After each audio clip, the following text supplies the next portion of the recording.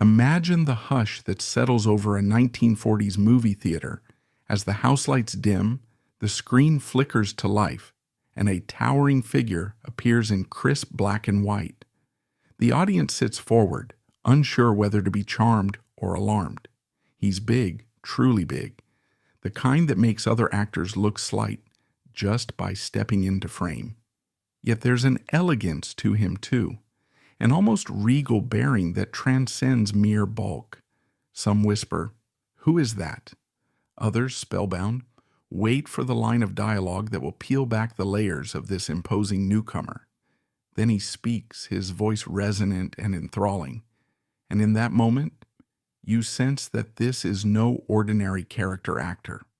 There's heartbreak in his eyes, and a subtle menace that roils beneath the surface.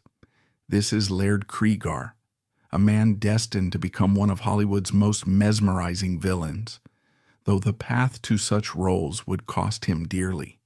He was born Samuel Laird Cregar on July 28, 1913, in Philadelphia, Pennsylvania, into a middle-class family that never suspected their boy, already big for his age, would one day become one of Hollywood's most riveting villains.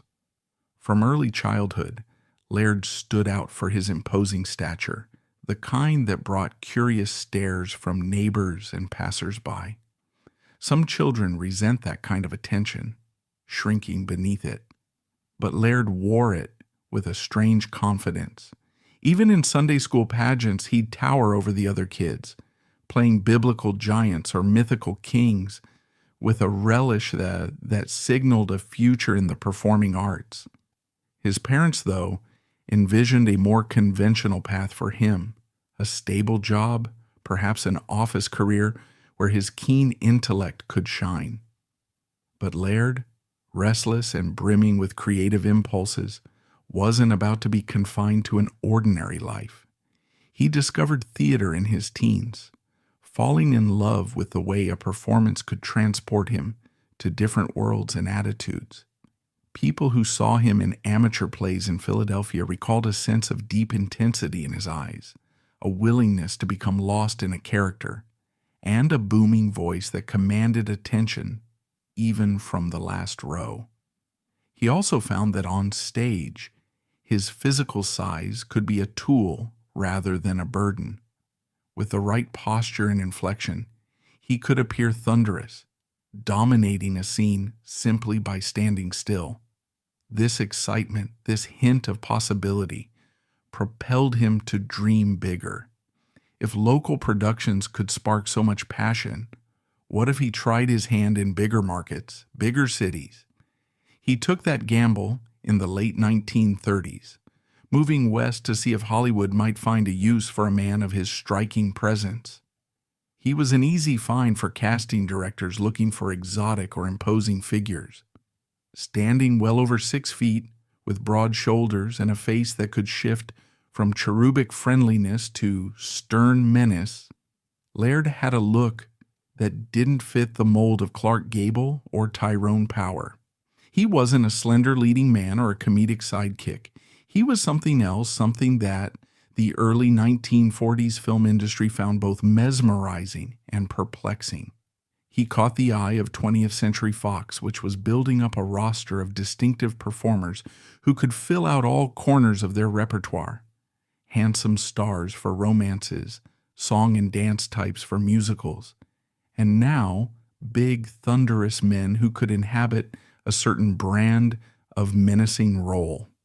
So it was that Laird Cregar found himself cast in I Wake Up Screaming, 1941, playing a police detective, Ed Cornell, riddled with dark obsession.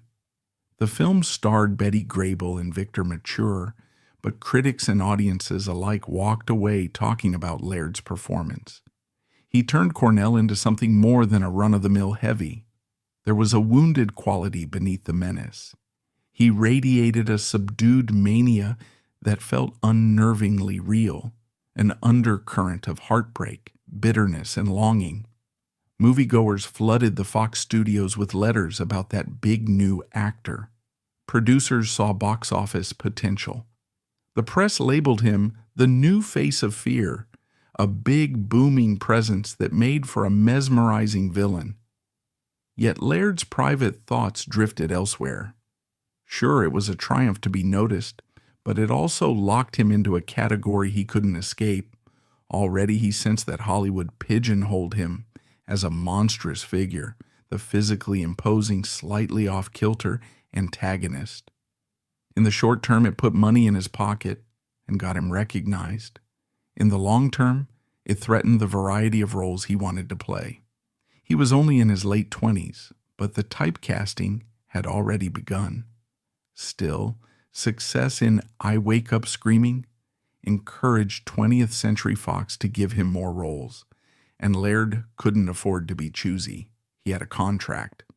The next couple of years saw him appear in This Gun for Hire, 1942, starring Alan Ladd and Veronica Lake, and Heaven Can Wait, 1943, directed by Ernst Lubitsch. In each case, his imposing presence was used to portray characters who were odd, villainous, or morally skewed. Critics praised his skill. He was never dismissed as just a hulking brute, but the subtext was clear. Hollywood saw him as a novelty, a big man who could convey sly wickedness or a creeping sense of danger. He was that offbeat presence in a movie that made the leads look more conventional by contrast. Meanwhile, Laird hungered for something else. He wanted to be a romantic lead, or at the very least a nuanced protagonist who wasn't purely the big bad guy. He resented being trotted out solely to loom ominously in the background or deliver chilling lines from the shadows. He started pushing back. He petitioned the studio for roles that might let him play, say, a gentle giant, or a comedic lead, or any man who got to experience something beyond murder plots and villainous glares. But the brass at Fox shrugged him off. In their eyes, he was money in the bank as the heavy. Laird became restless, short-tempered in production meetings. Some who worked with him said that behind his genial public persona, he carried a mounting frustration that he vented privately, confiding in makeup artists, grips, or costumers. Still, the fight continued.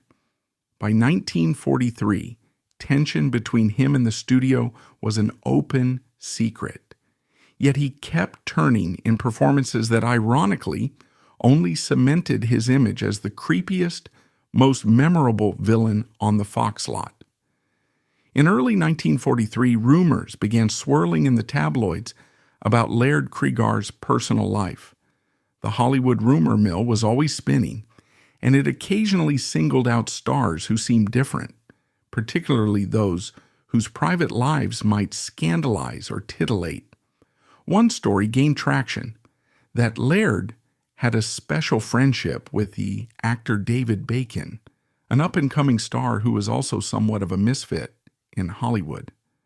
Bacon's sudden death in September 1943, he was found stabbed in Santa Monica, bleeding out near his car, became a sensational unsolved crime.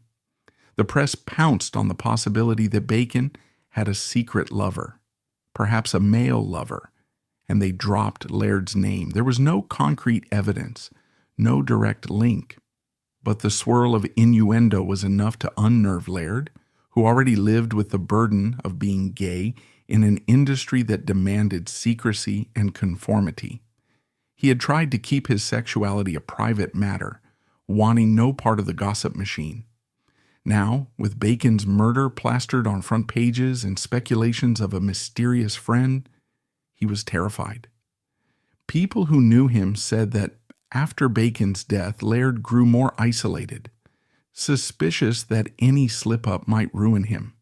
He never publicly addressed the rumors, but the emotional toll was huge, a sense that in every direction, professionally and personally, he was being boxed in, forced to hide aspects of himself. The strain manifested in his obsession with his weight. It's said that he'd always been a big eater, someone who found comfort in hearty meals, maybe as a coping mechanism for the anxiety swirling inside him. But he was also desperate to break free from being cast as the villain. He reasoned that if he lost a significant amount of weight, maybe Hollywood would see him differently. No longer the hulking brute, he could become a more conventional leading man, more attractive in a 1940s sense. So in 1943, he embarked on a drastic regimen to shed pounds quickly. The available diet drugs of the time, amphetamine pills and other stimulants, were, by modern standards, downright dangerous, but they were legal, widely prescribed, and often used by actors needing to drop weight. Laird latched onto them with a fervor that alarmed some who saw him gulp pill after pill, ignoring any cautionary words about side effects. Within months, he lost over 100 pounds. The transformation was staggering. Colleagues who saw him on set for The Lodger, 1944, were stunned. He looked gaunt, hollow-cheeked, his once imposing silhouette diminished. Linda Darnell, a co-star, worriedly told friends that Laird seemed unwell, shaky, and unnervingly fixated on every inch of his waistline. Newspaper reporters noticed too, questioning how he had managed such a dramatic weight loss. He brushed them off with jokes about healthy living, but the whispers about extreme dieting and drug use circulated behind closed doors. Fox executives, ironically, also grew concerned. They saw that his star power might vanish if he no longer looked like the big brooding presence that had made him famous. On the other hand, a newly slim Laird might allow them to spin him as a brand new leading man. Some even pitched the idea that he could get cast in love stories or more conventional heroic roles. For Laird, that was the dream. Then came Hangover Square, a psychological thriller directed by John Brom. This was a chance for Laird to prove that he could be a complex protagonist, not a two-dimensional villain. He played George Harvey Bone, a musical genius with bouts of schizophrenic mania. It was still a dark role. Bone is tormented by blackouts, murders happening under his watch, but crucially, Laird saw him as a more sympathetic figure. He demanded creative input, wanting to ensure the character had a human vulnerability. He also insisted on continuing his weight loss regimen, so that audiences would see him as a leaner, more conventionally handsome man, not just the big creep. This put him at odds with Brom, who had directed him in The Lodger as well. Brom worried Laird's health might collapse. He tried to reason with him, but Laird was resolute. He felt the entire direction of his career hinged on Hangover Square, that if the film were a success, he'd be unstoppable. He might even angle for romantic leads. So he pressed forward, starved himself further, upped the amphetamines, and endured the set's grueling demands with a single-minded determination that frightened his co-stars.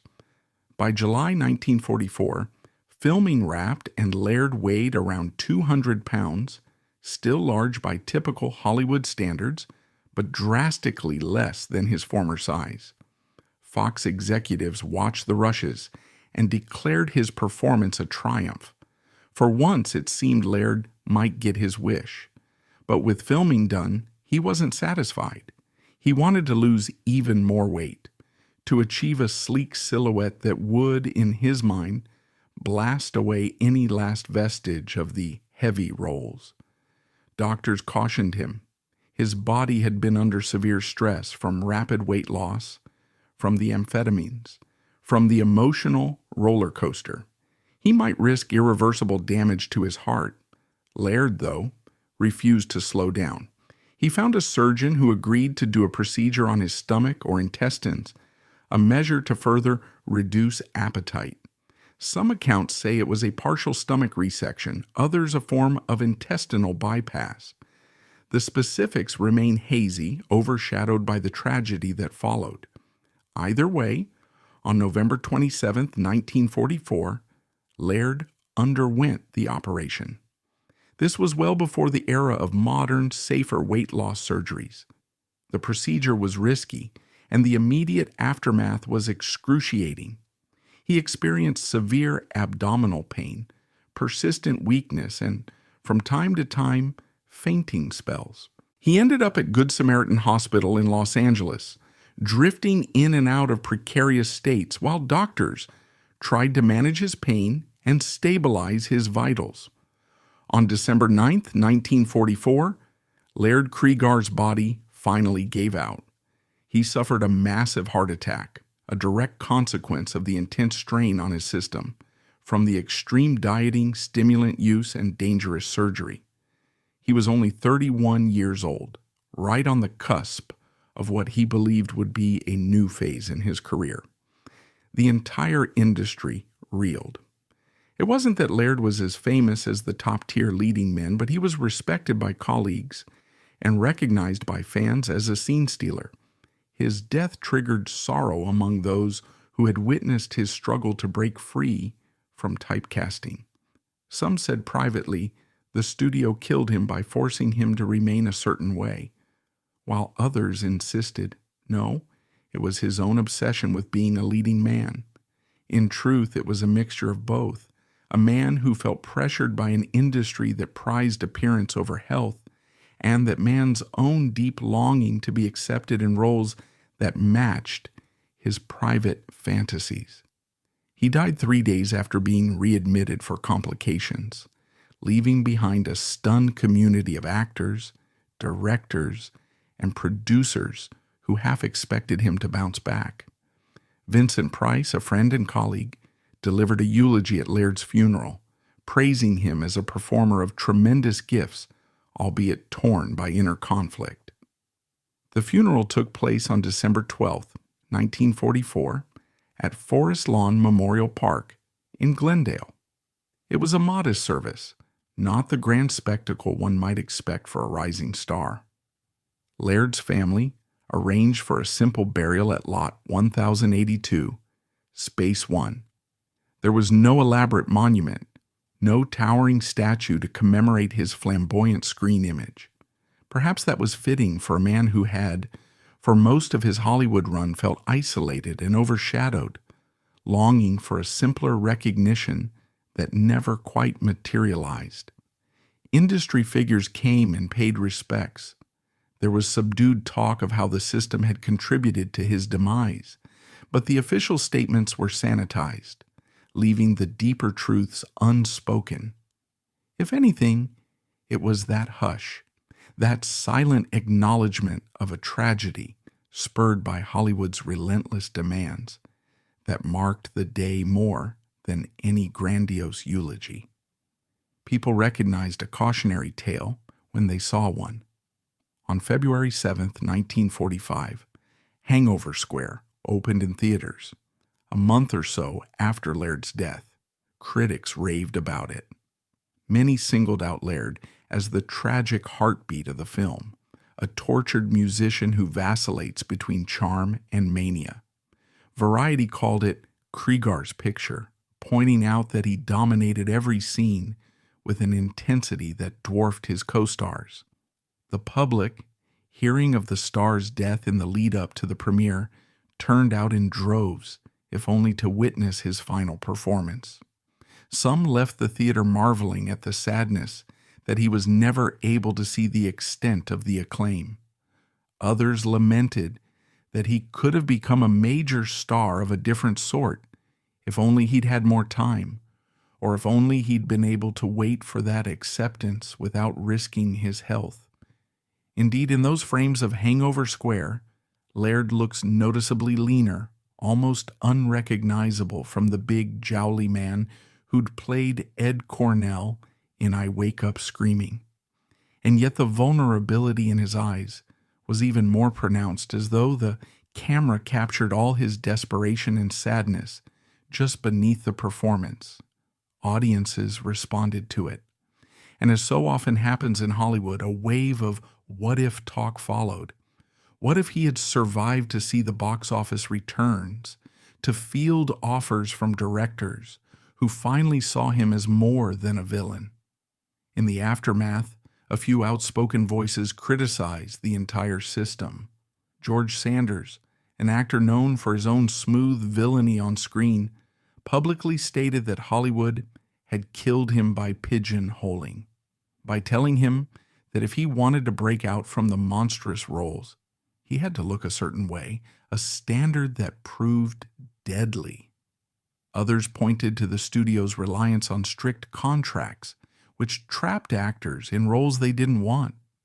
Meanwhile, more empathetic accounts suggested that Laird's personal complexities also played a role.